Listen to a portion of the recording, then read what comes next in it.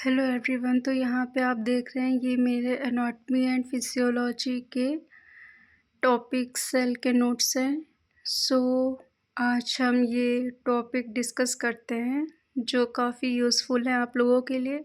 चलिए देखते हैं ये टॉपिक। फर्स्ट टॉपिक ये जो है सेल किसे कहते हैं। सेल जीवधारियों की आधारभूत संरचनात्मक और कार्यात्मक इकाई को कोशिका सेल कहा जाता है। संसार के सभी जीव छोटी छोटी कोशिकाओं से मिलकर बने होते हैं। कोशिका के अध्ययन को साइटोलॉजी कहा जाता है। सर्वप्रथम कोशिका की खोज 1665 ईस्वी में रॉबर्ट हुक ने की, किंतु इन्होंने मृत कोशिका की खोज की थी। इन्हें फादर ऑफ साइटोलॉजी कहते हैं। सर्वप्रथम जीवित कोशिका की खोज 1674 में एंटोनी वॉन ल्यूवेनहॉक ने की। सेकेंड कोशिका सिद्धांत सेल थ्योरी जर्मनी के वनस्पति विज्ञानी एमजे स्कैलिडन ने और जर्मनी के ही जंतु विज्ञानी थियोडर शुक्र ने कोशिका सिद्धांत दिया। कोशिका सिद्धांत की प्रमुख बातें। प्रत्येक जीव की उत्पत्ति एक कोशिका से होती है। प्रत्येक जीव का शरीर एक या बहुत सी कोशिकाओं का बना होता है।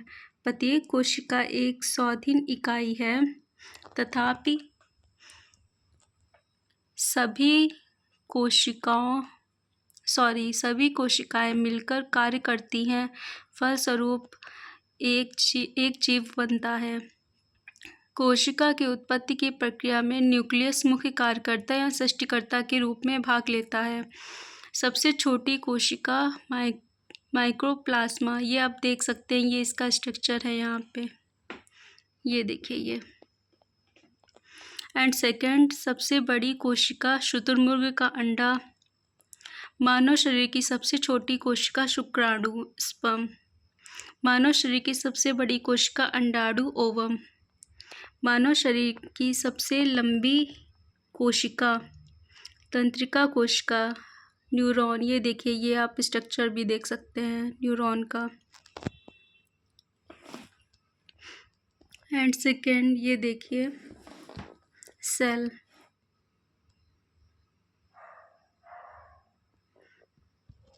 This is cell, this is plant cell.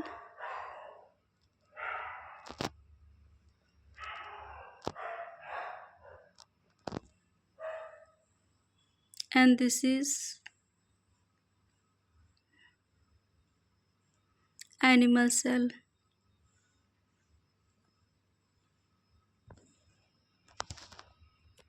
चलिए अब इसके आगे बढ़ते हैं।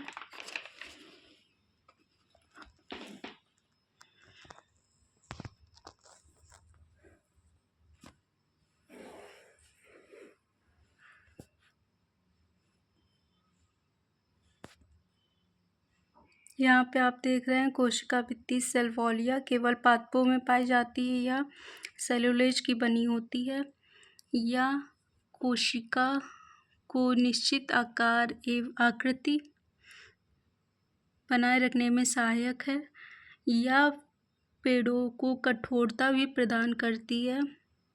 जंतु में लिपिडोप्रोटीन, पादप में सेलुलोज, जीवाणु में पेप्टिडोग्लाइकन, कवक काइटिन। कोशिका झिल्ली सेल मेम्ब्रेन।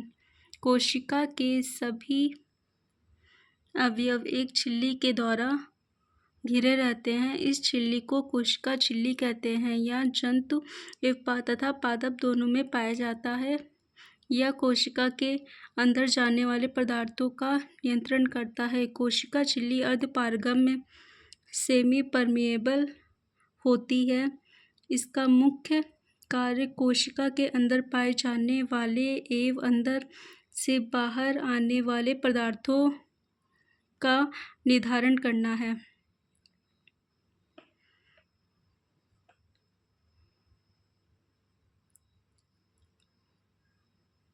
एंड अब देखते हैं न्यूक्लियस।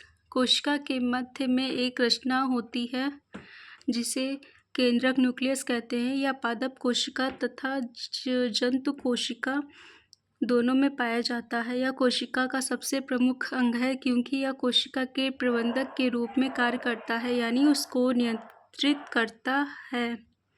इसे कोशिका का दिमाग भी कहते हैं। इसकी खोज रॉबर्ट ब्राउन ने 1831 में की थी। इसमें डीएनए, आरएनए और गुणसूत्र पाए जाते हैं। इसमें 70 से 80% प्रोटीन, 10% डीएनए, 2 से 3% आरएनए तथा 3 से 5% लिपिड पाया जाता है। एंडोप्लाज्मिक रेटिकुलम यह कोशिका के अंदर आंतरिक सहायता प्रदान करता है। यह 2 प्रकार की होती हैं। स्मूथ एंडोप्लाज्मिक रेटिकुलम या सेल में कार्बोहाइड्रेट और वसा के संश्लेषण में सहायक होता है। रफ एंडोप्लाज्मिक रेटिकुलम के ऊपर छोटे छोटे कण रहते हैं जिन्हें राइबोसोम कहते हैं। राइबोसोम प्रोटीन संश्लेषण में सहायक होता है। आइए आगे बढ़ते हैं। नेक्स्ट, राइबोसोम यह प्लांट सेल एवं एनिमल सेल दोनों में पाया जाता है। इसकी खोज जॉर्ज ई पैलेट ने की थी। यह सेल का सबसे छोटा अंग है। यह राइबोन्यूक्लिक एसिड नामक अम्ल व प्रोटीन की बनी होती है। इसे प्रोटीन की फैक्ट्री भी कहा जाता है। इसका मुख्य कार्य प्रोटीन का संश्लेषण करना है। It's 2 type. फर्स्ट से 70S आकार के छोटे example mitochondria bacteria and second 80S आकार में बड़े एग्जाम्पल विकसित पौधों व जंतुओं में। एंड नेक्स्ट देखते हैं माइटोकॉन्ड्रिया। माइटोकॉन्ड्रिया की खोज 1880 में ईस्वी में कॉलिकर के द्वारा की गई कीड़ों की रेखित पेशियों में। 1890 में अल्टमान ने कोशिकाओं में इसकी उपस्थिति को बताया और उन्होंने इसका नाम बायोब्लास्ट रखा। 1898 में सी बेंटा ने इसका नाम माइटोकॉन्ड्रिया रखा। यह कोशिका द्रव्य में पाई जाने वाली गोलाकार अथवा सूत्राकार रचनाएं होती हैं। माइटोकॉन्ड्रिया दोहरी झिल्ली में घिरी होती है तथा इन उभारों को क्रिस्टी कहते हैं। ये देखिए, ये है क्रिस्टी, ये आप देख रहे हैं, this is Christie.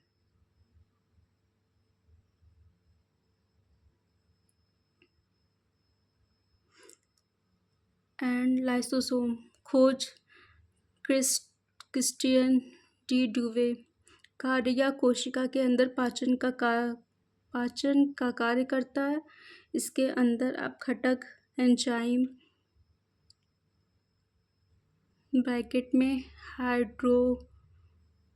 Hydrolytic enzymes पाया जाता है। कोशिका के अंदर कोशिका अंग यदि काम नहीं करता है तो यह उस अंग को नष्ट कर देता है।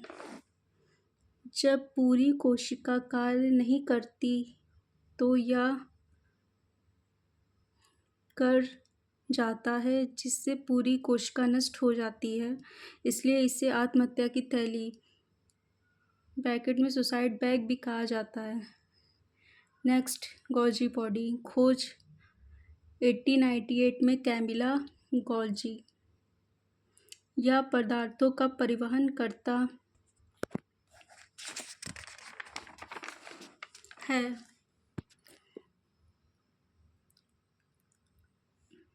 अर्थात यातायात में सहायक है, इसलिए इसे यातायात प्रबंधक कहते हैं। Next, centrosome.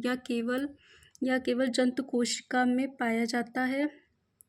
या बेलन जैसी रचना है या न्यूक्लियस केंद्रक के पास मौजूद रहती है या कोशिका विभाजन में सहायता करता है। एंड नेक्स्ट राजधानी मतलब वैक्यूल्स या निर्जीव रचना है, इसमें तरल पदार्थ भरा होता है जो कि एक झिल्ली से घिरा हुआ होता है। वैक्यूल्स में एक रस पाया जाता है जिसे कोशिका रस कहते हैं। कोशिका रस में जल, खनिज लवण, कार्बोहाइड्रेट इत्यादि पाए जाते हैं। राजधानी जंतुओं में छोटी होती है तथा पादपों में बड़ी होती है। प्लास्टेट लवक या केवल पादप कोशिका में पाया जाता है। यह 3 प्रकार का होता है: हरित लवक, क्लोरोप्लास्ट, सेकेंड अवर्णित लवक ल्यूकोप्लास्ट एंड थर्ड वर्णित लवक क्रोमोप्लास्ट। सो आप देख रहे हैं ये थर्ड पार्ट में डिवाइडेड है।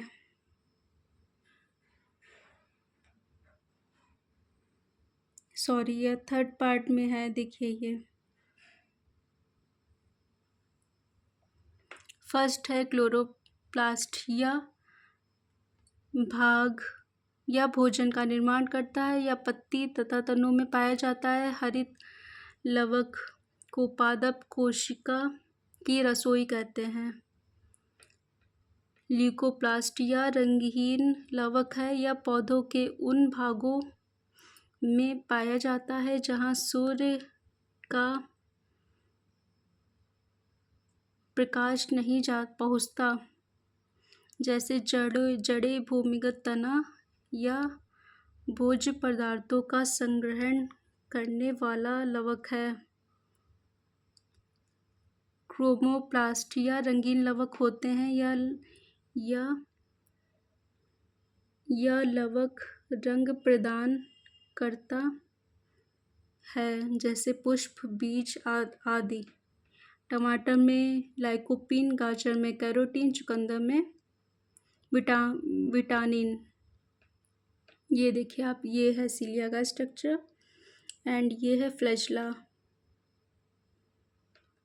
या केवल जंतु कोशिका में पाया जाता है, पादप कोशिका में नहीं। जंतु कोशिका, ये देखिए, ये स्ट्रक्चर देखिए आप, पादप कोशिका, ये जंतु कोशिका है, ये इधर पादप कोशिका है। बाकी ये मेन इसमें बताया गया है कि ये इसमें पाया जाता है। देखिए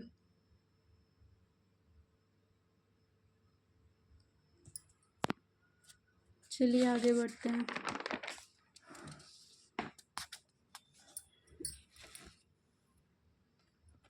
ये देखिए आप,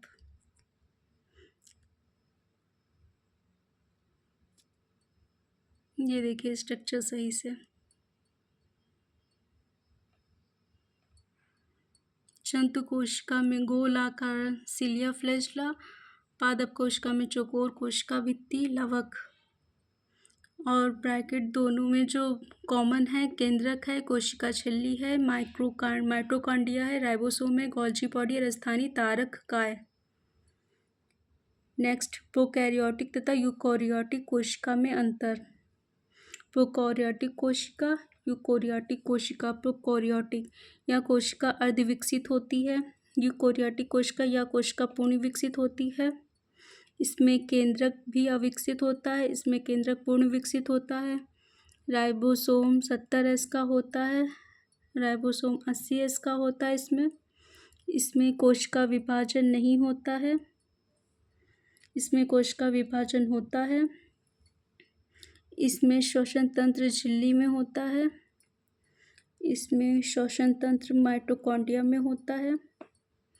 एग्जाम्पल बैक्टीरिया, माइक्रोप्लाज्मा। एग्जाम्पल पौधे और जीव। सो आपको कैसे लगे मेरे ये नोट्स, आप लोग कमेंट्स में बताइए। एंड नेक्स्ट टॉपिक फिर आगे डिस्कस करेंगे। Thank you.